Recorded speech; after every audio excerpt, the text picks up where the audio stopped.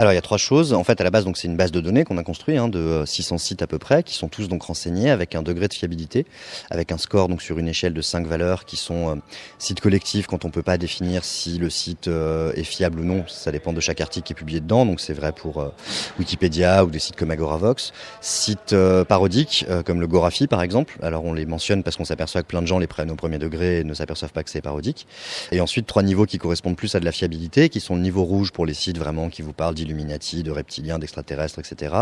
Les sites de niveau orange qui sont les sites plutôt très orientés, donc c'est là-dedans que va Breitbart et qui ira sa version française. Et sites verts pour les sites plutôt fiables. Ensuite, ça se décline en 3 éléments qui sont d'une part le moteur de recherche lui-même que vous pouvez retrouver sur notre site à l'adresse lemonde.fr/vérification. Donc sur ce moteur, vous avez des informations sur les sites, vous avez qu'à copier-coller leur URL ou commencer à taper le début et vous aurez des résultats. Vous pouvez aussi chercher parmi nos articles de vérification si on n'a pas déjà vérifié la rumeur sur laquelle vous êtes en train d'essayer de vous renseigner. Ensuite, il y aura donc une extension pour vos navigateurs Chrome et Firefox. Donc c'est un petit programme que vous installez sur votre navigateur et ça vous met une petite icône qui va se colorer en fonction du site sur lequel vous êtes et éventuellement vous faire apparaître une petite fenêtre pop-up qui va vous dire attention, vous êtes sur un site pas fiable, ou attention, vous êtes sur un site très orienté, ou attention, vous êtes sur un site parodique. Et enfin, on aura donc un bot messenger, comme on dit maintenant. Donc ça, c'est juste un programme en fait à qui vous pouvez parler via l'application Messenger de Facebook. Donc vous allez le voir, vous lui dites bonjour, vous lui donnez un début d'URL, il vous donne une réponse et éventuellement il peut là aussi chercher si on n'a pas déjà fait un article sur la rumeur que vous essayez de vérifier. Cette sélection de 600 sites s'est faite comment ? Vous étiez seul ici au Monde ou avec d'autres confrères ou... Alors, on était seul ici au Monde, même si on a beaucoup fait tourner la base dans les services pour que des gens spécialisés nous donnent leur avis. Donc, nous, on a considéré qu'on est quand même, en étant un peu des spécialistes de ces fake news, on connaît assez bien ces milieux-là et ces sites-là, et on sait à peu près qui est qui et qui parle d'où, etc. Donc, la première chose qu'on a fait, c'est de renseigner ce que nous on connaissait. Ensuite, on a demandé à d'autres gens plus spécialisés d'aller nous proposer des sites dans d'autres domaines qui n'étaient pas forcément les nôtres au départ. Je pense par exemple à la santé où il y a énormément de fausses nouvelles. Ensuite, on a une grille méthodo qui, en gros, se base sur l'idée de est-ce que c'est un site qui a une démarche journalistique ? Il n'est pas forcément tenu par des journalistes, mais ce qu'on appelle démarche journalistique, c'est est-ce qu'il recoupe ses sources ? Est-ce qu'il corrige ses erreurs ? Est-ce qu'il les vérifie ? Est-ce qu'il est dans le contradictoire ? Est-ce qu'il essaye de confronter les points de vue ? Est-ce qu'on peut identifier les auteurs ? Est-ce qu'on peut identifier les responsables légaux ? Donc on a toute une grille comme ça d'à peu près 16 questions qui nous ont permis en gros de tamiser et de positionner les choses. Après, notre souci n'a pas tellement résidé dans les sites les plus fous, c'est-à-dire les plus conspirationnistes, les plus où là on avait moins de doutes. Il y a effectivement la catégorie sites très orientés qui est celle sans doute qui va le plus faire débat, mais dans laquelle on a essayé de mettre pour nous des sites qui étaient dans une démarche, même si les informations qui sont présentées sont pas toujours fausses, qui sont dans une démarche où elles sont très déformées, ou alors elles vont uniquement dans un sens, où elles ne défendent qu'une seule thèse. Je pense par exemple à F de Souche qui est dans ces sites-là, qui est un peu le navire amiral de la fachosphère, et qui, lui, en fait, fait une revue de presse de la France vue par ses faits divers, et par ses faits divers impliquant des Maghrébins ou des musulmans. Et en fait, c'est une vision qui est pas fausse, c'est-à-dire que les infos qu'il présente sont tirées d'autres, c'est pas lui qui les produit, donc elles sont tirées d'autres sites, donc elles sont relativement fiables, mais c'est ce côté accumulation de faits dans un seul sens qui est malhonnête dans sa démarche. Et de quelle façon ça va être évolutif, voire collaboratif, parce que c'est pas quelque chose qui peut rester figé. Donc on va déjà insérer rapidement une autre fournée dont on doit avoir encore 150 sites là qui sont en attente. Ensuite, ce qu'on voudrait faire, c'est rapidement déjà prendre en compte les retours en termes de classement, de lisibilité pour voir comment on peut améliorer nos différentes applications, et ensuite mettre en place rapidement un système de ce qu'on appelle, j'ai toujours des anglicismes à la bouche, mais ce qu'on appelle user generated content, donc où les internautes en fait vont pouvoir nous aider à référencer des sites, donc remplir un petit formulaire et nous l'envoyer pour en gros nous pré-mâcher le travail pour qu'ensuite nous on puisse examiner le site et lui donner une notation. L'autre partie qu'on aimerait bien arriver à faire, c'est de travailler avec des rédactions à l'étranger, donc notamment je pense au monde anglo-saxon, puisqu'énormément de ces fake news ou de ces rumeurs qui se baladent en fait de site en site peuvent venir de l'étranger, notamment de l'alt-right américaine, donc la fachosphère américaine en gros, la sphère d'extrême droite américaine, et d'avoir en fait des bases de données plus complètes et plus mondiales serait d'autant plus efficace. En gros, plus on aura de sites dans notre base, plus ce sera efficient. Mais oui, l'idée c'est bien évidemment de faire participer des internautes. Ce qu'on espère aussi, c'est que ces outils qu'on essaye de construire, ces outils pédagogiques sur c'est quoi une source, comment on vérifie une vidéo, comment on vérifie une image, là aussi trouvent une diffusion forte, parce qu'en fait, nous on peut pas nous tout seuls arrêter cette vague de fake, et je pense qu'une des solutions efficientes, c'est aussi ça, c'est d'avoir des communautés de gens qui ne les laissent pas faire et qui vont réagir et qui vont dire à leurs amis et leur cercle de proches, attention, ça c'est faux, t'es en train de te faire manipuler. Vous ne souhaitez pas vous associer à d'autres médias français, histoire d'éviter par exemple le reproche de Le Monde qui se place en perd la morale, qui juge Alors, d'une part, notre but, c'est pas de juger les sites de presse. On a intégré des sites de presse essentiellement parce qu'il y a des faux sites qui se font passer pour un vrai site de presse.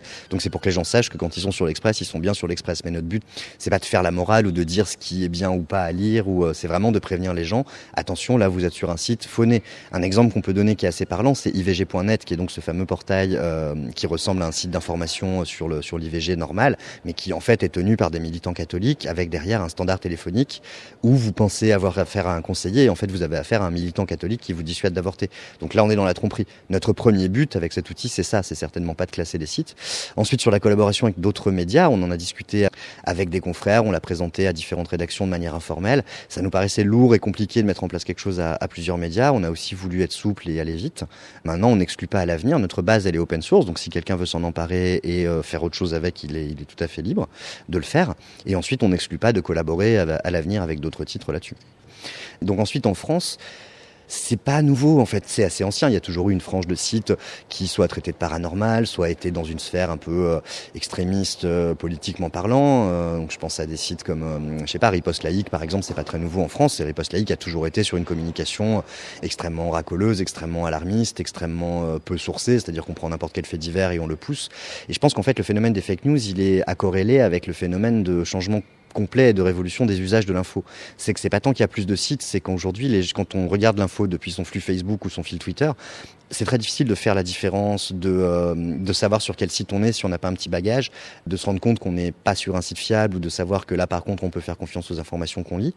Et puis, il y a cette défiance des médias qui ne fait que s'accentuer et qui va évidemment encore accroître le phénomène, puisque si je peux pas faire confiance aux médias, finalement, pourquoi est-ce que ce site, ce blog bizarre, il serait moins bien qu'un média identifié, puisque les médias mentent, c'est bien connu.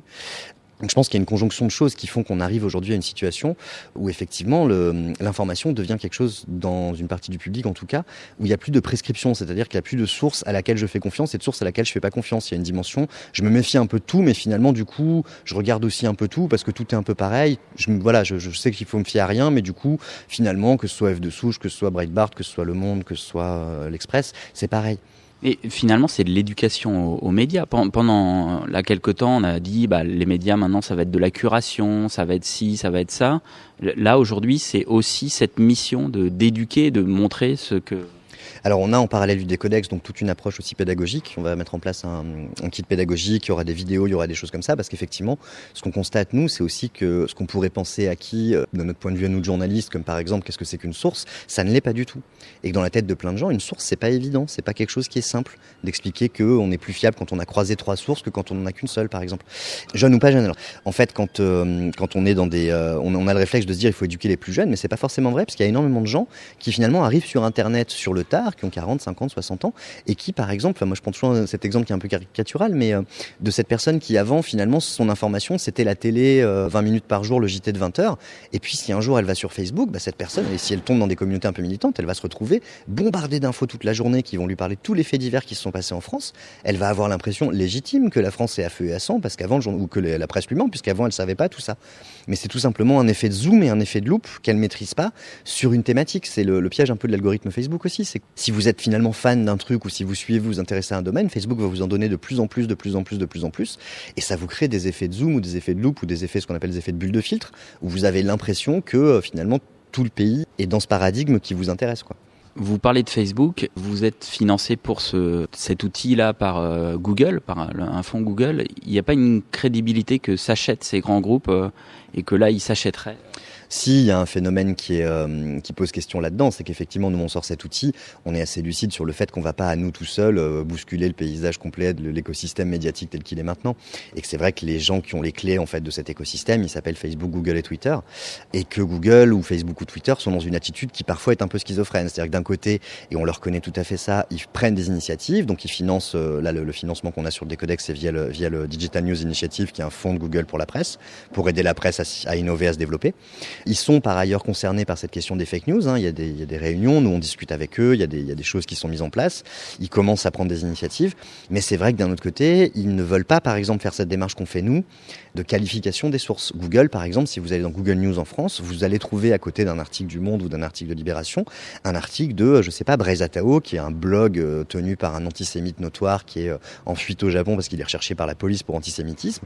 Et ben, il va être dans Google News. Et Google va vous dire, ah oui, mais moi, c'est pas mon travail de vérifier vérifier les sources et je sais pas faire et j'estime qu'on peut pas qualifier qui je suis pour qualifier une source par rapport à une autre. Et nous, ce qu'on essaie de dire à Google là, c'est regardez, c'est possible, il y a des gens qui savent le faire. Il faut aller jusqu'où? Il faut aller jusqu'à ce qu'il y ait des accusations très sérieuses de une élection américaine qui se jouerait par rapport à Facebook. Il faut aller jusqu'où pour que l'attitude de ces groupes change?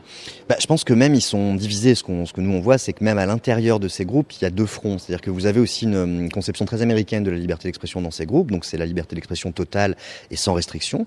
Ils veulent surtout pas entendre parler de censure à ce niveau-là, en tout cas, parce que par ailleurs là aussi, on pourrait les interroger sur le fait que parfois en Chine ou dans certains pays, ils prennent des aménagements qui sont exigés par les États de ces pays-là pour qu'ils puissent implanter. Mais bon, ils sont dans une logique anti-censure et vous pouvez avoir effectivement ce discours, notamment chez Twitter, mais finalement la liberté d'expression c'est comme ça et ce qui s'est passé aux États-Unis, ça se serait passé en Ukraine, on l'aurait peut-être pas vu pareil.